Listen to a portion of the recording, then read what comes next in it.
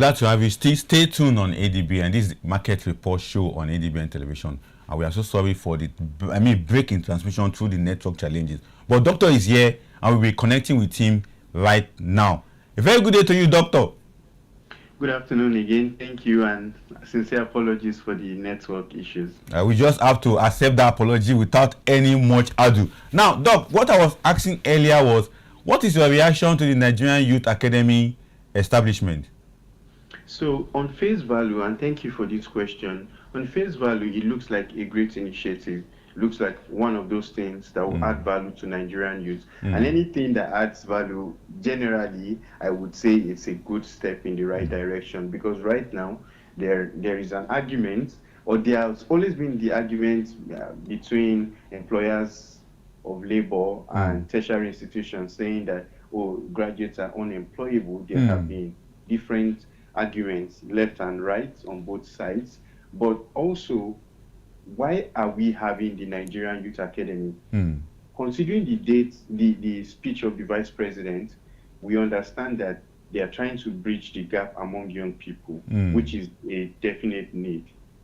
However, there is a root cause, and the root cause is education normally is supposed to meet that need. Why is it that our educational system at this moment, why is it unable to meet that need? Shouldn't we be treating that rather than creating more? I give this as an example of what we are doing with the Nigerian Youth Academy. It's like saying, oh, what our children get in school is not enough, like getting them a lesson teacher. Why can't we go back to that school and see, okay, why is this not enough? What can we do to make it better? That would have been I would have suggested to the Minister of Youth, this is overtaken by events anyway, but my suggestion would have been that there would have been a relationship between the Ministry of Youth and the Ministry of Education to look at the root cause of the skill gap that we want to meet and then fix that. Because normally, tertiary institutions, for example, as the final bus stop of education, formally, should have been the one pushing for increasing or sustaining skills in Nigeria among young people. Many young people are in education.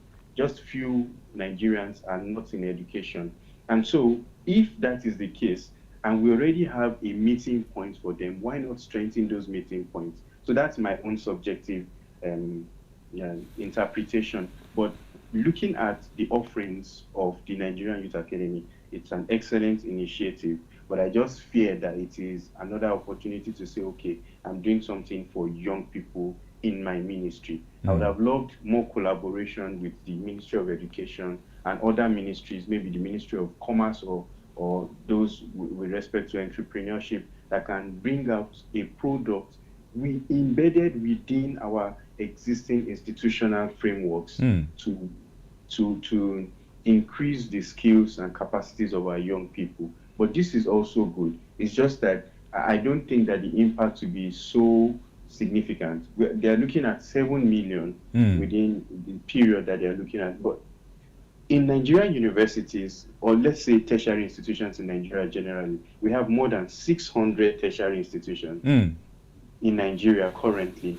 And if we look at Nigerian universities alone, I don't have the statistics for polytechnics and colleges, but we have over 2 million people, young people, are students in Nigerian universities. So if we extrapolate and still say we have maybe 2 million each also, that means we have 6 million. So the 7 million target is already met within the confines existing structures of our educational system. So I would have thought that would have been a best route. The second thing is that you recall that 1 million naira was given to 6 young people. Exactly. In a country of millions of young people, 6 people is less than a drop in an ocean, if you ask me. Less than a drop. It's not significant to trigger the kind of impact that they are looking at, except they're saying that, oh, that's just preparatory to, maybe that's something we have just seen the tip of the iceberg. The main thing is coming. If not, I would say that we're just going to run this again as a political program, and when this administration stops, when someone else comes in that is not aligned with the focus of this current minister, then the program dies and we start all over again. So that's my fear.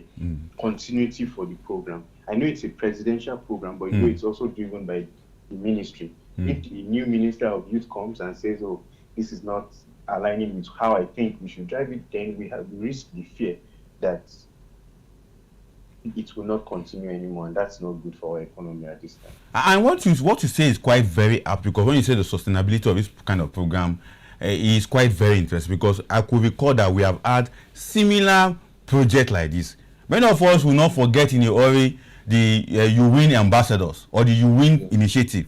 Many of us will not forget in a hurry the Empower and the rest of them, because they are quite close to some of these latest initiative of the president. But let us still give the president the credit that, okay, he's trying to do one or two things for the youth, particularly with streamlining the target. If you take a look at the areas of competency that the government want to really improve on Nigerian youth with, and from what you said, we have Nigerian youth in the university.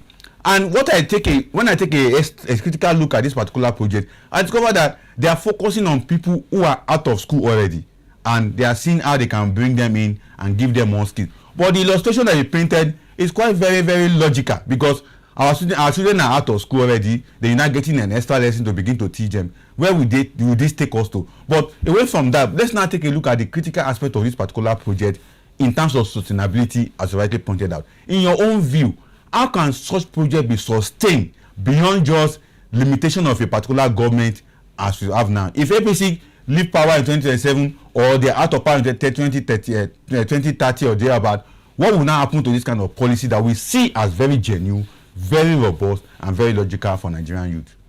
Thank you so much. And I don't even look at it from the position of the political party. I mean the individuals driving the vision. You know, I'm a Christian, and if you look back at what happened in Egypt in those days, it was Joseph that was called to drive the vision that he saw. So most times programs are also driven by people, by the visionaries. So I believe strongly that yes, it appears like a presidential initiative, but I believe strongly that it's the Minister of Youth that is driving it. So what happens when there's a cabinet reshuffle and a new minister comes and says, oh, this does not align? One way or the other, they'll find a way to undermine its impact, and it might die a natural death. So that fear is significant. And so it's not even about which party is in power now or the other, but even the people driving it. Secondly is the fact that when we look at sustainability of this kind of a program, it has to then be institutionalized. Institutionalizing this program then means that we are bloating the government further.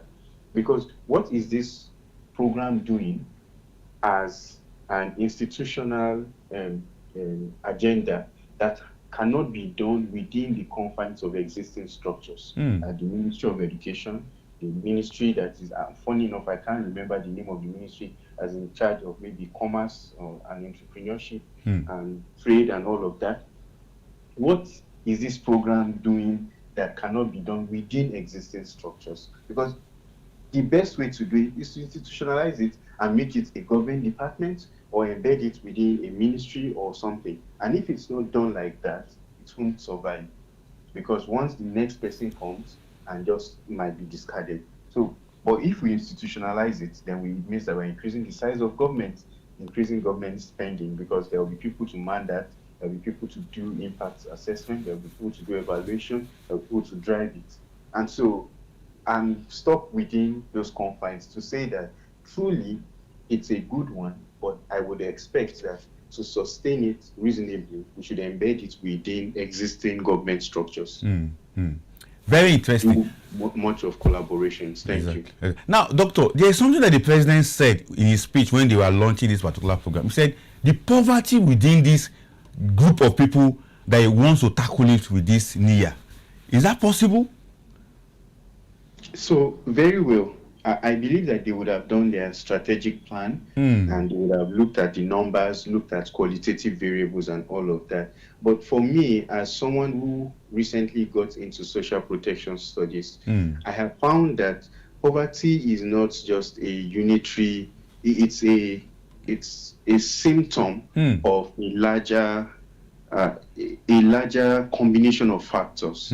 What makes Nigeria poor today is not something that can be tackled with just the Nigerian Youth Academy. No, that's not true. Because we have to be talking about ability to spend. We have to be talking about social economics. We have to be talking about people's capacity, which this would resolve. So there are many dynamic factors that are intertwined that would impact poverty. So I believe that, yes, they can achieve the poverty reduction that they want to achieve, but it won't be the only one. And it can't be the only one, actually, because there are other factors. And that's why collaboration is important, very significant. Now, let's also take another aspect of what the president was saying, because the president was so bold in this particular project that he's taking on. And he has assured Nigerian youth that within the next 2 years, this academy should be able to produce global, talented Nigerian youth that can face the world. That's what the president said, that we should be able to produce global talented youth that can face the world in terms of digital skills, in terms of the skills of knowing how to handle some certain aspect. But you and I know that knowledge economy is quite very apt at this point in time. Apart from you just having the skills, knowledge economy is also very key. So in your own understanding of this NIA project, how can government marry the skills acquisition of our youth as well as knowledge economy together? Because it's very key they have this knowledge economy, not just producing labor for the sake of they should be jackparing or should be going somewhere else to go and exploit, but they should have that knowledge economy of the kind of skills they're having. So what's your take on that? Thank you so much. And before I answer your question more directly, I want to say that basically, Japa is not necessarily bad for our economy, especially if there is good remittance coming back to us. So for those who have chosen that path, that's not too bad. It's just that I recommend that for young people, don't just Japa because others are doing it. Be sure of what you are doing and make sure that you are certain of your plans and your destination as they change.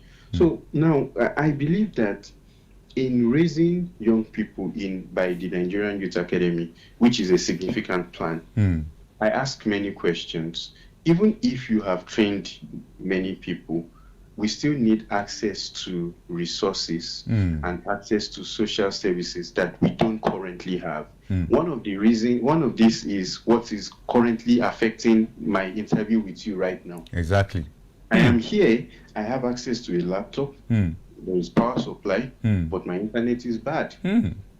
So if you have raised someone with digital skills, but that person is living within an environment that internet, I posted on LinkedIn a few days ago, I said, have you ever watched a 90 seconds video for 5 minutes where you would watch 10 seconds, pause, it's roll, watch another 5 seconds, pause, roll. We end up spending 5 minutes, precious time, just as we waste precious time also on our bad roads. So there are infrastructural issues that have not been dealt with, that needs to be dealt with. You teach someone living in a village where the highest that they have is 2G network. You teach them how to use digital skills, maybe even provide the digital tools, but they cannot use it with 2G network. So what you have taught would only be useless except the person is either able to relocate to a better location or maybe one wonder happens and network gets to that location. So the person will still be. So we have institutional issues that have not been dealt with, infrastructure, significant. With respect to the knowledge economy, definitely we understand that when skills are improved, people are able to innovate. So I don't really believe that it's a unitary method. I believe that also when people are equipped, they themselves will begin to provide those jobs. That's when people will begin to say, so if a fully healthy person, for example, goes to the hospital and they say, oh, you are healthy, you are all of that, you see that some people will still say, but we can also give you this to add to this. People want more. So every time that we empower people, especially young people, and because of the drive and the strength and the zeal and everything, there will always be people creating jobs for themselves, and that is good for our economy. So I don't even have any fear around mixing the skills and the knowledge economy at this time. Exactly. I love your submission in that regard, because the key point is that with all these skills, it has to birth a knowledge economy that will definitely impact the Nigerian economy on a larger scale. And for the government, one thing about the government is, in as much as they are giving all these skills training for Nigerians, they have their aim, because these skills should be able to develop into a bigger economy, a wider one that taxes revenue can also be generated. But let's leave that alone and take another issues that the president raised in this regards, talking about NIA. The president was also very, very optimistic that this NIA will bring about and build a bridge of generation that will be of quality leadership for Nigerians. Do you also agree with that? Because why I'm asking this question is that this same thing was said when Empower was brought about. This same thing was said when UWIN was brought about. This same thing was said when other initiative was also raised at subnational level. But here we are today. Those initiatives, nobody can even pinpoint to where those people that was raised by the government with such amount of money, with such training are today. But for NIA, what do you have to say about NIA bringing about leadership for Nigeria in the next 2 years? Thank you so much. I have to say, as I agree most times concerning public policy, especially when they are not expansive enough. We did a study last year and we realized that there were testimonies about Empower. Number one, good news does not fly well. Number two, because it is not exhaustive, most people don't know about it. Two, is that some people like to hide good news. They don't want you to know that they enjoyed something, because that's when you now begin to say, okay, where's my own share and all of that. So we cannot write off all of the programs that government has done. Even when we understand that some government programs have been corrupted and all of that, there are still people who benefit significantly from it. So we cannot do a total blank off and say, oh, this did not happen with this program. And for this also, if it is done rightly as planned and they do reviews constantly as issues come up, because I definitely know that their plans will be struck with realities, and those realities, their ability to adapt quickly and get out better outputs is significant. So I would say generally that it will definitely impact the leadership skills of many young people. There is an economy, there is a freelance space where you can meet with potential employers. There are opportunities, and through those, many people will be developed. It might not just be significant enough, because if we say truly that our youth population is about 50 to 60 million in Nigeria, depending on which age range you are using, that also comes to play. But let's even say conservatively 50 million, and they are looking to reach out to 7 million. That's just a little above 10%. So it means that if you line up 10 people, maybe just one person would say, I participated. So if one person is saying, I participated, and you're now saying, okay, were you impacted? Is that one person's voice that you will hear? If the person says, oh, I didn't even like it so much, and you sample maybe another 20 or 2,000 around that, like that, you would get result and say, oh, the result is a failure. Whereas there are many other people who have enjoyed it, who are impacted. So, and that's why statistical issues are better taken in context. So I wouldn't say that it would not lead to increase in skills or leadership capacities for many people. Definitely, it will even open doors for many people. Many people would enjoy it, but I'm just still scared of those issues, institutional issues that we have not addressed before we begin to now get a lesson teacher for our child. This your illustration is quite powerful. I just hope that the Minister of Youth, who is the chairman of this kind of NIA, will be able to understand the perspective you are coming from, because it's very, very key. But let's now interrogate this particular discussion alongside entrepreneurship development in Nigeria. Does it also show the commitment of government to entrepreneurship development in Nigeria with this NIA initiative that is coming up? Certainly. Basically, what they're doing is to upskill people so that they are able to get into business and do what they love doing based on skills. And so definitely it aligns with entrepreneurship. And that's why I mentioned in my earlier conversation about this, that I would have loved it if it was embedded or collaborative with the ministry in charge of entrepreneurship or wealth creation or trade and all of that, and education within those confines, so that the product is coming to young people and helping them to develop their capacities. Because the truth in Nigeria is that hunger is our first need. Someone who is hungry cannot be innovative. It might be innovative to steal in any way, to crime, but cannot be positively innovative. When I am satisfied and I know that my food is assured, then that's when I begin to think I want more. I mentioned it. Human beings always want more. When food is resolved, then we now begin to say, okay, I want more. Then we begin to develop solutions. So I believe excellently that based on the current setup of the Nigerian Youth Academy, it aligns with developing the entrepreneurial, even the entrepreneurial ecosystem, not just the entrepreneurial skills of young people, the ecosystem, because now that it is out, ecosystem players will now begin to look at how they can fit in to collaborate with the government to ensure that this is delivered accurately. So there are very many possibilities and opportunities. You're right. Thank you so much, Dr. Femi. But let's also take another very controversial issue around this particular initiative. Although not too deep controversial, but something that we can always isolated in this regard. No, the Minister of Youth is regarded as someone who is very inclined to politics. And many of the youth that have been contacted in this regard are also saying that they are hoping that it will not be politically hijacked because of the fund that's available. There's Nigerian Youth Investment Fund that is available for this particular. There's also Nigerian Youth Investment Bank that's coming up to this particular project. Do you see politics coming into play, or do we just need to isolate politics from this as it stands today?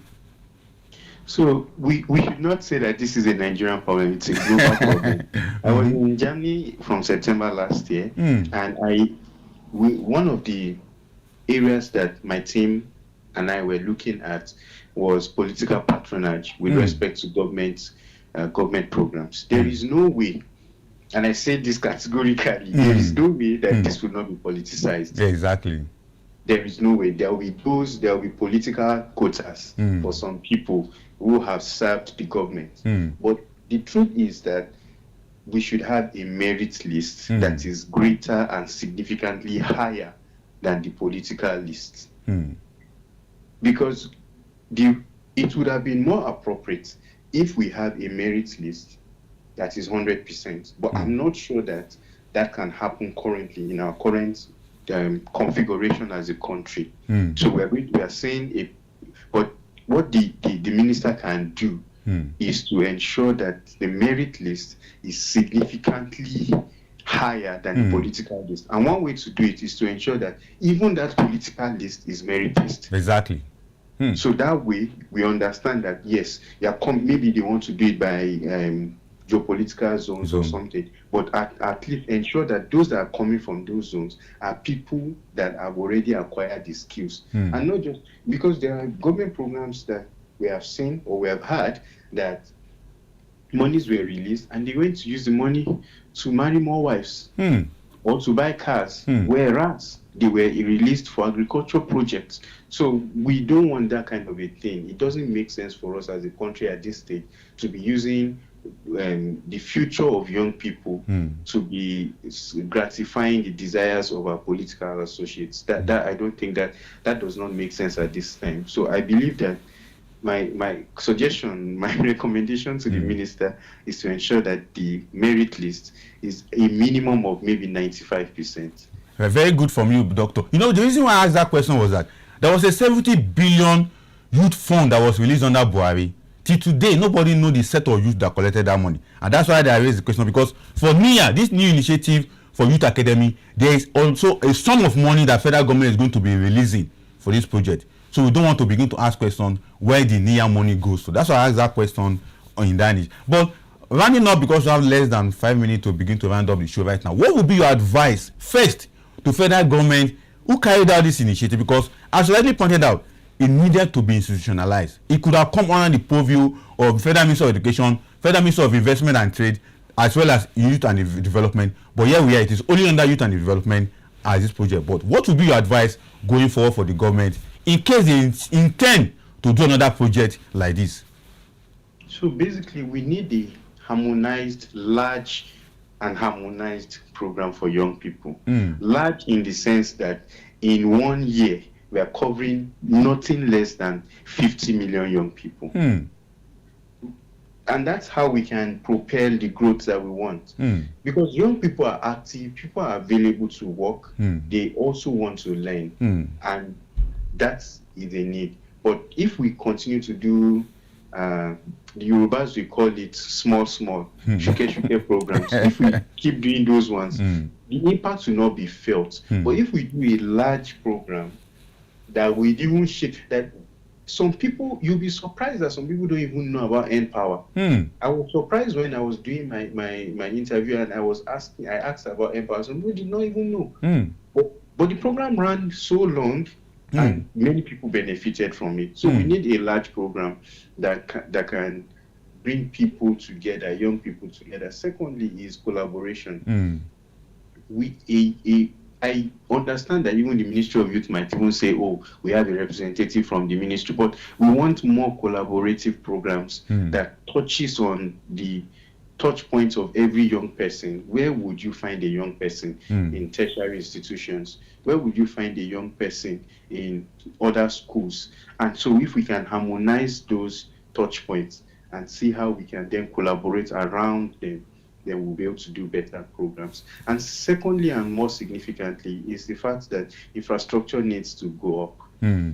We cannot keep frustrating ourselves within the confines of, if you go on Nigerian roads, you will be surprised at how many hours is spent and lost to productivity. Internet also is an issue. Power supply is a big issue. Healthcare is a big issue. And so, I'm not attributing all of these things to this current administration. I'm just highlighting our current challenges that needs to be resolved. Even sometimes some people say that if the government fixes all of those big five, that the people will fix the other problems. Very interesting. Very interesting from you, Doctor. But before I let you go in the next 1 minute, the private sector, which you also belong, is quite key to this unlocking Nigeria's skills potential.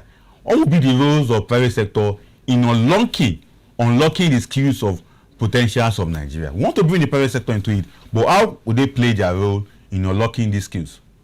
Thank you so much, and you have given me an opportunity to sell my market. I work for a financial services firm where last 2 years we developed a free learning platform for young people to learn about financial literacy and entrepreneurship. Even we just recently completed our mentoring 6-week mentoring program free of charge also for young people. And there are other many programs like that in the private sector. Many people are coming together to say, see, we want to do something for young people. My own program called More by Mary STEM is free to use. Any young person rather can go on that platform and learn for free. We will support you throughout, get you to do a 6-week mentoring and then deliver a pitch. During your pitch, you could be successful enough to get someone to give you a grant or to support you in your business. So the private sector is doing a lot in that space, I must say. There are other organizations that I don't want to call their names. So definitely, you won't give them free advert. Yes, but the private sector is really driving, and there are significant collaborations. I think I should mention one other that have been in this space and doing so much. Faith Foundation, they are doing a lot also in raising young people and ensuring that people are able to get the skills and the resources that they need to go into business, to go into whatever type of business that they want to do and contribute to the economy. So the private sector definitely is doing a lot. Thank you so much, Dr. Femi. I could attest to your own organization. I follow you guys up so much, and I really understand that you guys are doing so much. But thank you for being on the show today, and thank you for giving us your own perspective on how to unlock the skills potentials of Nigeria. Thank you so much for having me. I'm sorry again for the network. No, we all agree and I accept your apology. But we hope that when next I call on you, Doctor, I believe you will also be glad to join me on the show. Absolutely, sir. All right. Thank you so much. Your perspective is quite. Your perspective is simplified, and I knew many of our viewers really enjoy what you have put out there. Thank you so much for being on the show, sir.